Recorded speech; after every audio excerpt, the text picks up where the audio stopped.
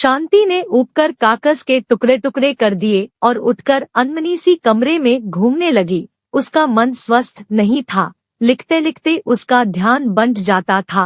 केवल 4 पंक्तियां वह लिखना चाहती थी, पर वह जो कुछ लिखना चाहती थी उससे लिखा न जाता था।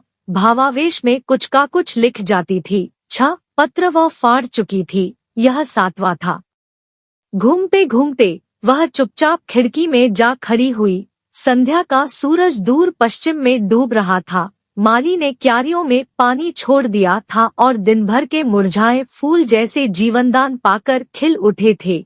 हल्की हल्की ठंडी हवा चलने लगी थी। शांति ने दूर सूरज की ओर निगाह दौड़ाई। पीली पीली सुनहरी किरणें जैसे डूबने से पहले उन छोटे छोटे बच्चों के खेल में जी भर हिस्सा ले लेना चाहती थी, जो सामने के मैदान की हरी भरी घास पर उन्मुक्त खेल रहे थे। सड़क पर 2 कमीन युवतियां हंसती चोले करती उछलती कूदती चली जा रही थी। शांति ने एक दीर्घ निश्वास छोड़ा और मुड़कर उसने अपने इर्द गिर्द एक थकी हुई निगाह दौड़ाई। छत पर बड़ा पंखा धीमी आवाज से अनवरत चल रहा था।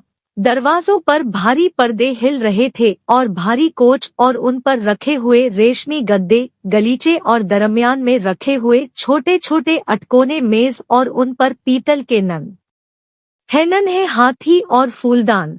और उसने अपने आप को उस पक्षी सा महसूस किया जो विशाल स्वच्छंद आकाश के नीचे खुली स्वतंत्र हवा में आम की डाली से बंधे हुए पिंजरे में लटक रहा हो।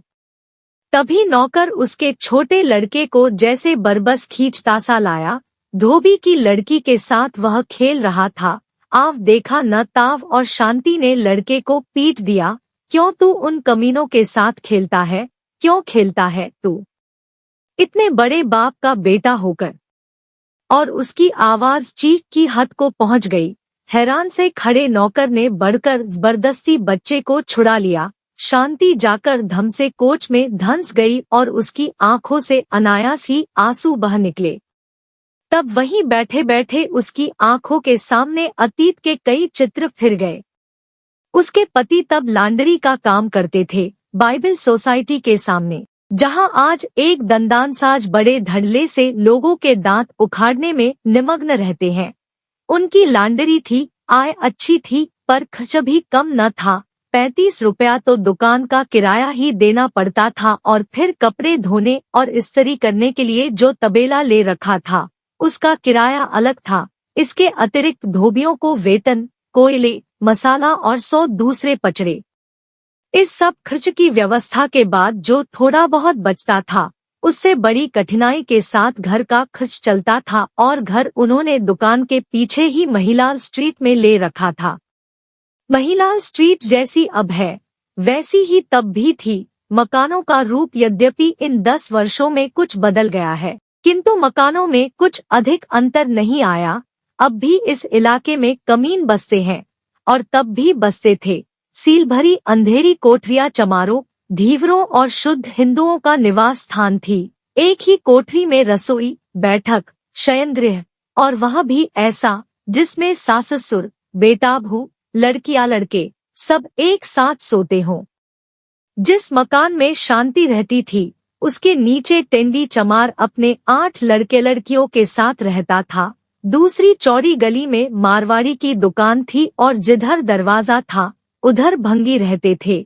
उनके दरवाजे से जरा ही परे भंगियों ने तंदूर लगा रखा था जिसका धुआं सुबह शाम उनकी रसोई में आ जाया करता था, जिससे शांति को प्राय रसोई की खिड़की बंद रखनी पड़ती थी। दिन रात वहाँ चारपाइयाँ बिछी रहती थी और कपड़ा बचाकर निकलना प्रायः असंभव होता था। गर्मियों के दिन थे और म्यूनिसिपैलिटी का नल काफी दूर अनारकली के पास था, इसलिए गरीब लोगों की सहूलियत के ख्याल से शांति ने अपने पति की सिफारिश पर नीचे डेवढी के नल से उन्हें पानी लेने की इजाजत दे दी। किंतु जब उन्हें उस मकान में आए कुछ दिन बीते तो शांति को मालूम हो गया कि यह उदारता बड़ी महंगी पड़ेगी। एक दिन जब उसके पति नहाने के बाद साबुन की डिबिया नीचे ही भूल आए और शांति उसे उठाने गई तो उसने उसे नदारद पाया। फिर कुछ दिन बाद तौलिया गायब हो गया और इसी तरह दूसरे तीसरे कोई न कोई चीज गुम होने लगी। हारकर एक दिन शांति ने अपने पति के पीछे पड़कर नल की टोंटी पर लकड़ी का छोटा सा बक्सा लगवा दिया और चाबी उसकी अपने पास रख ली। दूसरे दिन जब एक ही धोती से शरीर ढापे वह पसीने से निचुड़ती हुई चूल्हे के आगे बैठी रोटी की व्यवस्था कर रही थी, तो उसने अपने सामने एक काली सी लड़की को खड़ी पाया। लड़की उसकी समवयस्क ही थी, रंग उसका बेहद काला था और शरीर पर उसने अत्यंत मैली कुचैली धोती और बंडी पहन रखी थी। वह अपने गहरे काले बालों में सरसों ही का तेल डालती होगी, क्योंकि उसके मस्तक पर बालों के नीचे पसीने के कारण तेल में मिली हुई मैल की एक रेखा बन रही थी। चौड़ा सा मुंह और चपटी सी नाक। शांति के हृदय में क्रोध और घृणा का तूफान उमड़ आया। आज तक घर में जमादारिन के अतिरिक्त नीचे रहने वाली किसी कमीन लड़की को ऊपर आने का साहस न हुआ था और न स्वयं ही उसने किसी से बातचीत करने की कोशिश की थी। लड़की मुस्कुरा रही थी और उसकी आंखों में विचित्र सी चमक थी। क्या बात है? जैसे आंखों ही आंखों में शांति ने क्रोध से पूछा। तनिक मुस्कुराते हुए लड़की ने प्रार्थना की कि बीबी जी, पानी लेना है।